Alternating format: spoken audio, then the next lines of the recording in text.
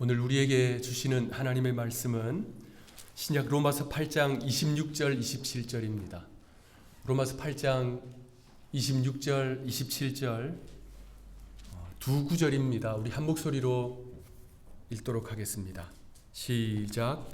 이와 같이 성령도 우리의 연약함을 도우시나니 우리는 마땅히 기도할 바를 알지 못하나 오직 성령이 말할 수 없는 탄식으로 우리를 위하여 친히 간구하시느니라. 마음을 살피시는 이가 성령의 생각을 아시나니 이는 성령이 하나님의 뜻대로 성도를 위하여 간구하심이니라. 아멘.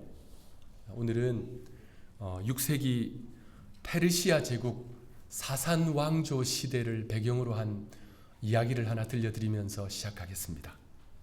그 나라에는 샤흐리아르라고 하는 아주 유명한 왕이 있었습니다. 그들은 술탄이라고 부르지요. 그 술탄은 백성들로부터 칭송 듣는 통치자였습니다.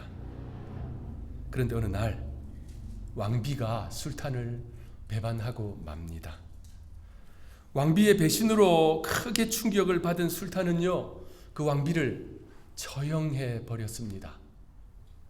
그리고 그 후 모든 여자를 불신하고 그 나라 안에 있는 처녀를 왕비로 맞아들인 후에 하룻밤을 보내고 그 다음날 아침이 되면 처형해 버렸습니다. 이 일을 3년이나 되풀이하자 나라가 어떻게 되었겠습니까? 온 나라 안에 술탄에 대한 원성이 자자했습니다.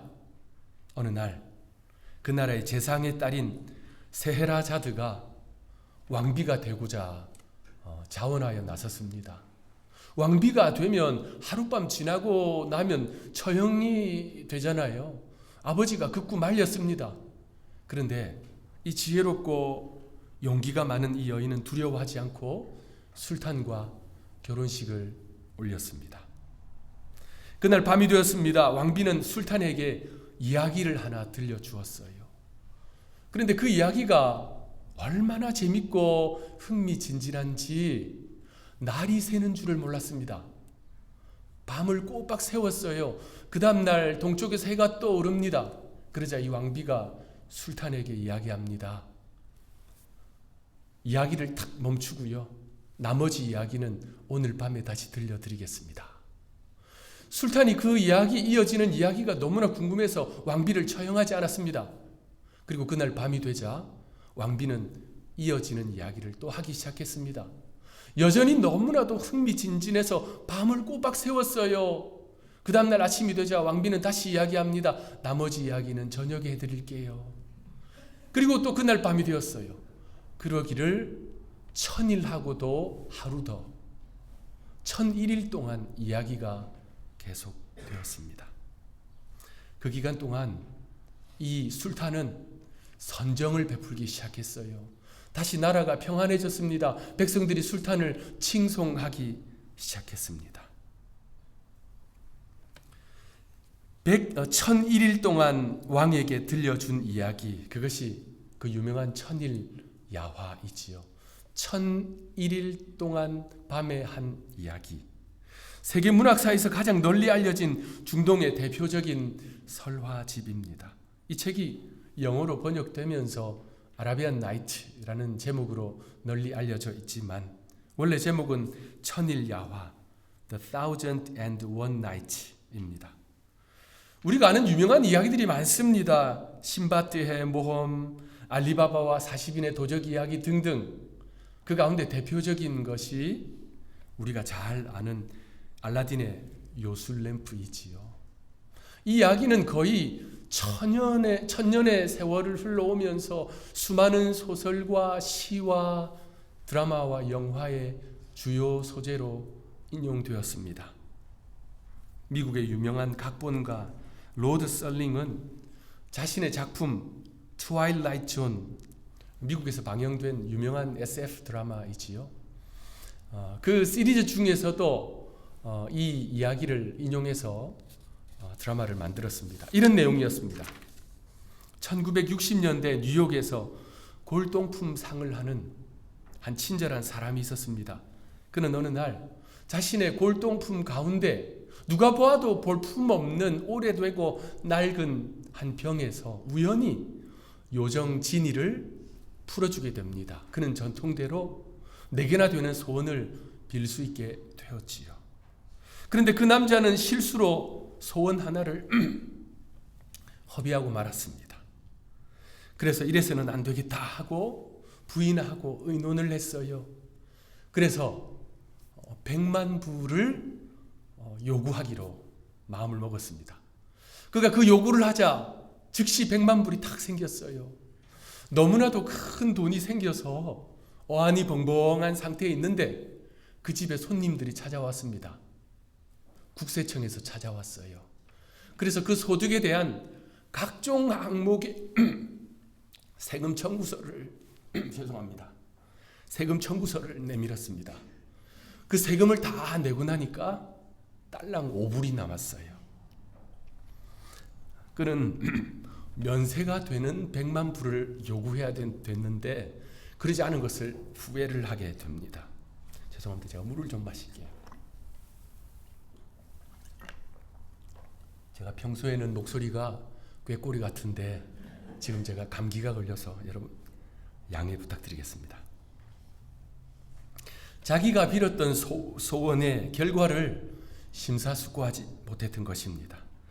그래서 그는 깊이 생각하고 또 생각하여서 이번에는 권력을 요구했습니다. 그런데 그가 받은 그 권력이 자신의 생명을 위협한다는 사실을 알게 되었어요. 그래서 그는 지니에게 외칩니다. 제발 예전의 삶으로 다시 돌아가게 해주십시오. 그것이 자신의 마지막 소원이었습니다.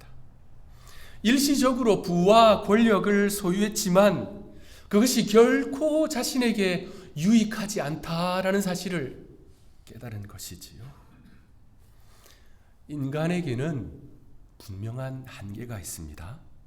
로마서는 그것을 우리는 보지 못한다라고 표현합니다.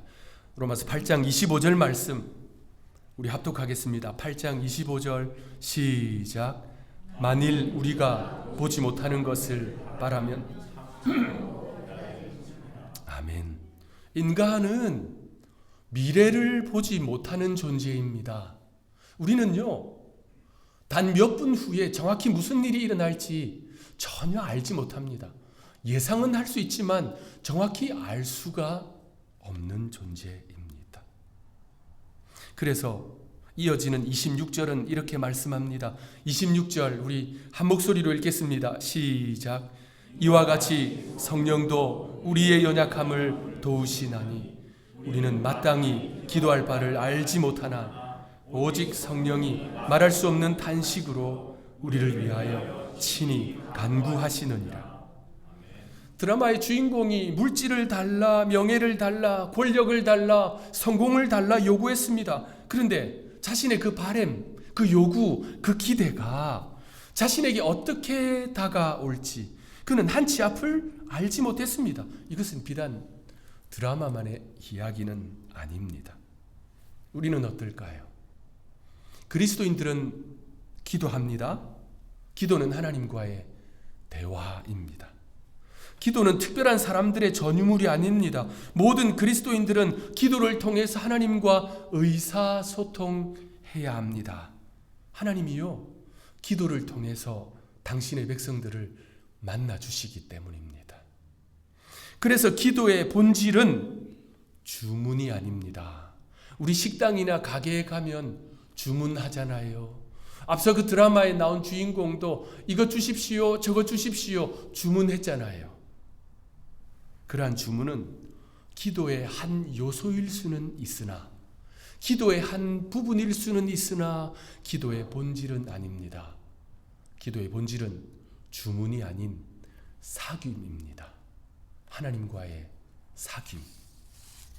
기도의 본질을 그저 주문으로만 생각하게 되면 하나님께 끊임없이 요구하게 됩니다. 자신의 그 요구가 자신의 인생에 독이 될지 약이 될지 미래를 알지 못하면서도 그저 끊임없이 요구하고 또 요구하게 됩니다. 일제강점기 시대에 김교신이라는 민족의 지도자, 기독교 지도자가 있었습니다. 그분은 1927년에 성서조선이라는 신문을 창간하고 그 이후 쭉 발행하면서 민족을 일깨우는 일에 앞장섰습니다. 그 중에 어느 해 1월 신년호에 그는 자신의 신년 기도문을 실었습니다. 그 신년 기도문에 이런 글귀가 나옵니다. 하나님, 저의 기도를 기각하신 것에 감사드립니다. 민족의 상황이 위태롭고 개인적으로도 참 어렵고 힘든 순간을 보내면서 그래서 하나님께 여러 가지를 간구하고 기도하고 아뢰고 요청했는데 돌이켜보니까 자신이 간구한 내용들 그거 거절하신 것이 그거 기각하신 것이 더 큰 은혜인 거예요. 하나님의 주권과 사랑을 깊이 깨닫고 하나님 저의 기도를 기각하신 것에 감사드립니다. 고백한 것입니다. 그래서 기도의 본질은 주문이 아닙니다. 사귐입니다. 하나님은 기도를 통해서 우리를 만나 주시고요. 하나님을 알게 해 주십니다. 하나님을 계시해 주세요. 우리에게 보여주십니다. 동시에 기도자 자신을 알게 해주세요. 기도할 때 하나님은 우리를 보게 하십니다. 우리의 죄와 우리의 연약함이 무엇인지 보게 하세요. 알게 하십니다. 기도할 때 우리의 내면을 살피시게 하시고 우리의 삶을 변화시키십니다. 그래서 그러한 기도의 시간은 마치 영적 용광로와 같습니다. 용광로 안에서 찌꺼기가 빠져나가듯이 슬러지가 빠져나가듯이 기도 시간에 우리의 영혼을 정화시키십니다. 그래서 기도는 일방통행이 아닙니다. 하나님과의 쌍방교통입니다. 그러므로 그리스도인들은 기도의 자리로 나아가야 합니다. 기도를 통해서 하나님을 만나야 합니다. 그런데 오늘 본문 26절은 이렇게 말씀합니다. 우리는 마땅히 기도할 바를 알지 못하나. 하나님께 나아갔는데 기도하려고 나아갔는데 무엇을 기도해야 할지 알지 못하는 상태. 여기서 알지 못한다라고 번역된 이 헬라어 원문을 보면요, 이것은 당시 법정에서 사용되던 표현이었습니다. 법정에서 나는 그 사안을 판단할 권한이나 정보가 없다. 그래서 알지 못한다. 그때 사용하던 표현이었어요. 이것은 책임 회피가 아닙니다. 자신의 한계를 인정한다는 말이에요. 26절도 마찬가지예요. 한치 앞을 알지 못하는 25절의 표현대로 미래를 알지 못하는 존재로서 무엇이 하나님의 뜻에 합당한지, 무엇이 정말 나의 인생의 미래에 유익한지 알지 못하기 때문에 이 말을 한 것입니다. 여러분, 미래를 알지 못하는 것은요, 신앙의 부족이 아닙니다. 피조물로서의 주어진 한계입니다. 그래서 사도 바울은 26절에서 우리는 마땅히 기도할 바를 알지 못한다라고 썼습니다. 그런데 여기에는 더 깊은 의미가 담겨 있습니다. 우리가 지금까지 로마서를 쭉 살펴보고 있잖아요. 사도 바울뿐만 아니라 로마 교회 성도들은 현재 여러 어려움 속에 있었습니다. 극심한 박해와 사회적인 불안정, 그에 따른 경제적인 어려움, 또 유대인 성도들과 이방인 성도들 간의 갈등, 무엇보다도 로마 제국의 그 무시무시한 폭압 아래에서 겪는 고통들, 이것이 그들에게 주어진 현실이었습니다. 뿐만 아닙니다. 이미 의롭다 하심을 받았으나 아직 영화에 이르지 못한 상태, 내면에 여전히 남아있는 죄의 본성, 이 모든 것이 그들이 겪는 현재의 고난이었습니다. 그 고난 속에서 이렇게 쓴 거예요. 우리는 마땅히 기도할 바를 알지 못하나. 못한다. 너무 힘들고 어려워서 기도가 나오지 않는 상태. 여러분, 너무 아프면 어때요? 말이 안 나오잖아요. 그것처럼 기도하려고 해도 아무 말이 안 나오는 거예요. 여러분, 그런 경험 있으실 겁니다. 삶에 너무나도 큰 고난과 어려움이 찾아오면 기도가 안 나오는 경우가 있습니다. 몸이 너무 아프구나.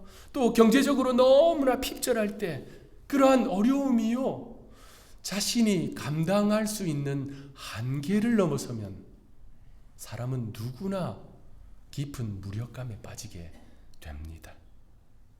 그래서 신앙이 있어도 하나님을 찾지 못합니다. 기도가 안 나와요. 그 성도가요, 믿음이 없어서 그런 것이 아닙니다. 신앙이 부족해서 그런 것이 아닙니다. 그 인생의 고통이 너무나도 큰 것입니다. 너무나도 힘들고 어려운 거예요. 26절에서 사도 바울이 전하는 것이 바로 이것입니다. 기도조차도 나오지 않는 상태, 기도할 바를 알지 못하는 상태. 마땅히 기도해야 하는 거 알지만, 그래서 용기 내어서 하나님 앞에 나아가지만 무엇을 어디에서부터 시작해야 할지 아무 생각이 나지 않아요. 그 고난과 박해 속에서 기도마저도 닫혀버린 상태. 여러분들도 지금까지 살아오시면서 아마 그런 경험 있으실 것입니다.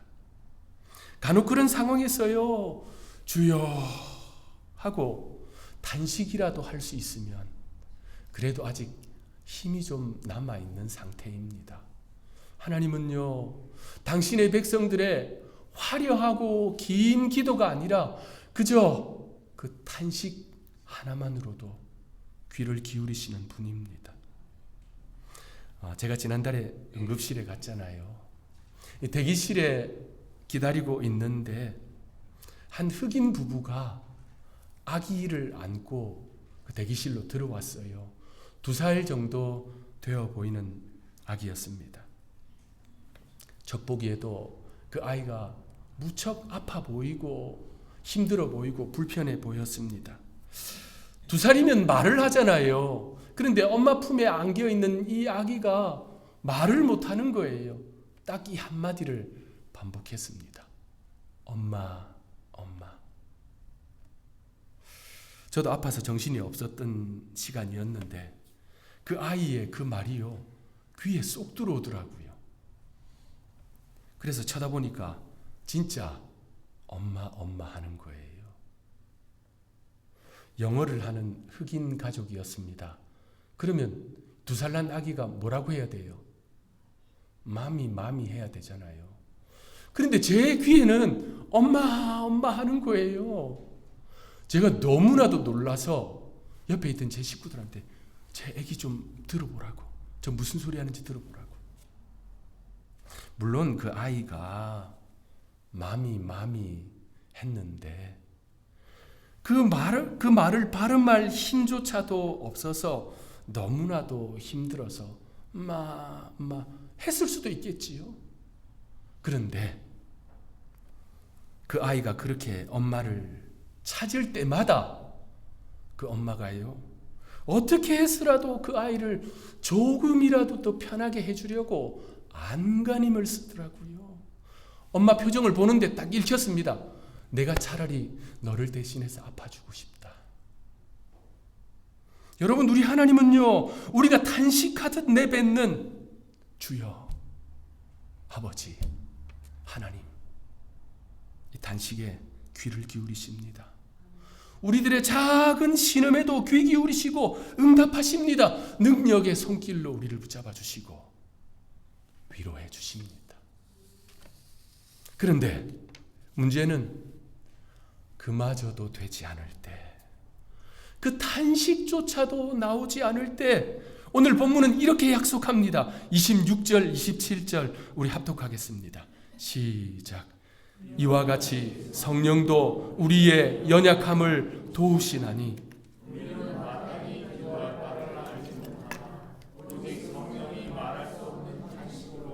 우리를 위하여 친히 간구하시느니라. 마음을 살피시는 이가 아시나니 이는 성령이 하나님의 뜻대로 성도를 위하여 간구하시. 성령 하나님께서 그 아버지 하나님의 뜻대로 성도를 위하여, 저를 위하여, 여러분을 위하여 뭐 하신다고요? 간구하십니다. 성령은 우리의 연약함을 아십니다. 우리가 걸어온 삶의 발자취와 만난 사람들, 경험한 모든 일들을 아십니다. 우리의 내면 깊은 곳을 살피시고 우리의 아픔과 상처를 살피십니다. 그래서 우리의 연약함이 무엇인지 성령 하나님은 다 알고 계십니다. 때로는 인생의 고통으로 쓰러지고 넘어져서 기도할 용기조차도 내지 못하는 연약한 존재임을 성령님은 아십니다. 그때 성령 하나님께서 우리를 도우십니다. 우리가 마땅히 기도할 바조차 알지 못하는 그 순간에 성령께서 말할 수 없는 탄식으로 저를 위해, 여러분들을 위해 기도하십니다. 우리를 위해 친히 간구하십니다. 27절 말씀대로 성령께서는 하나님의 뜻대로 우리를 위해 기도하십니다. 누군가를 위해 기도한다는 것은 참으로 선하고 아름다운 일이에요. 부모님은 자녀들을 위해서, 손자녀들을 위해서 얼마나 간절히 기도합니까? 자녀들은 부모님을 위해서, 친구를 위해서, 형제 자매를 위해서, 이웃을 위해 기도하는 것, 하나님께서 기뻐하시는 일입니다. 특히 목회자가 성도들을 위해 기도하고, 성도들이 목회자를 위해 기도하고, 성도들이 서로를 위해 기도하는 것, 하나님이 가장 기뻐하시는 신앙의 모습입니다. 우리는요, 사랑하는 이들의 그러한 기도 때문에 우리의 영적 순례, 사명의 길을 완주하고 감당할 수 있습니다. 그런데 인생이 너무나도 힘들어서 마음이 무너져 내릴 때, 지치고 힘들어서 눈물이 빗물처럼 흘러내릴 때, 기도가 영혼의 호흡인데 그거 다 아는데 그 숨조차 쉬기 힘든 그 순간에 우리는 오늘 본문의 이 약속을 반드시 기억해야 합니다. 반드시 붙들어야 합니다. 레니 울프라는 분이 있습니다. 아주 신실한 그리스도인인데요. 그분의 인생에 큰 고통이 찾아왔습니다. 마음이 무너져 내렸습니다. 슬퍼서 견디기 힘들었습니다. 그야말로 기도마저 나오지 않는 상태였어요. 그때 하나님께서 설교자를 통해 이 본문을 다 말씀해 주셨어요. 연약하며 쓰러져 있는 자신을 위해 성령께서 도우시는구나, 힘 주시는구나, 친히 나를 위해 기도하시는구나. 그 말씀을 붙들고 집으로 돌아가서 자신의 신앙 고백을 써내려갔습니다. 그것이 우리가 잘 아는 찬양, 누군가 널 위해 기도하네입니다. 여러분 가사를 잘 들어보시기 바랍니다. 당신이 지쳐서 기도할 수 없고 눈물이 빗물처럼 흘러내릴 때 주님은 아시네. 당신의 약함을 사랑으로 돌봐주시네. 누군가 널 위하여 누군가 기도하네. 내가 홀로 외로워서 마음이 무너질 때 누군가 널 위해 기도하네. 오늘 본문의 이 약속의 말씀을 우리 붙들고 이 찬양 1절 2절 여러분의 신앙을 담아서 하나님 앞에 올려드리겠습니다. 우리 함께 찬양하겠습니다.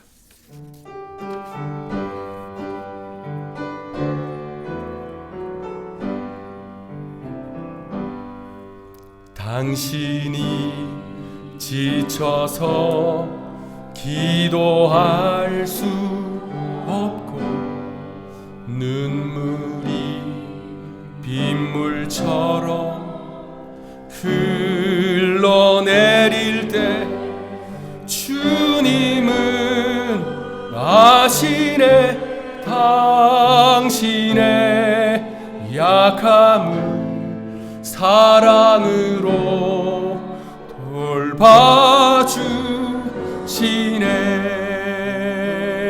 누군가 널 하여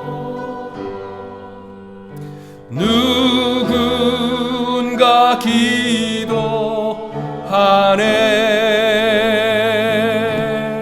내가 홀로 외로워서 마음이 무너질 때 누군가 널 위해 기도하네.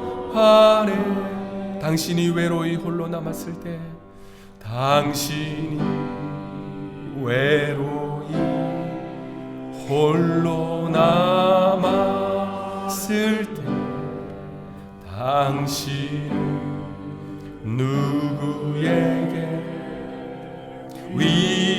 위로를 얻나. 주님은 아시네. 당신의 마음은 그대 홀로 잊지 못함은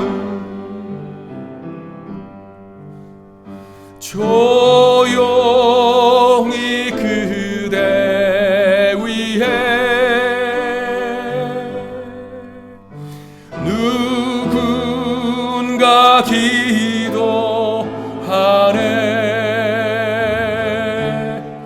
내가 홀로 외로워서 마음이 무너질 때 누군가 널 위해 우리 한 번 더 누군가 날 위하여 찬양하겠습니다. 누군가 날 위 아멘. 누군가 기도하네. 누군가 기도하네. 내가 홀로 외로워서, 내가 홀로 외로워서 마음이 무너질 때 누군가 날, 우리 마지막으로 한 번 더 찬양하겠습니다. 누군가 날 위하여, 누군가 날 위하여 우리 믿음으로 선포합시다. 누군가 기도하네.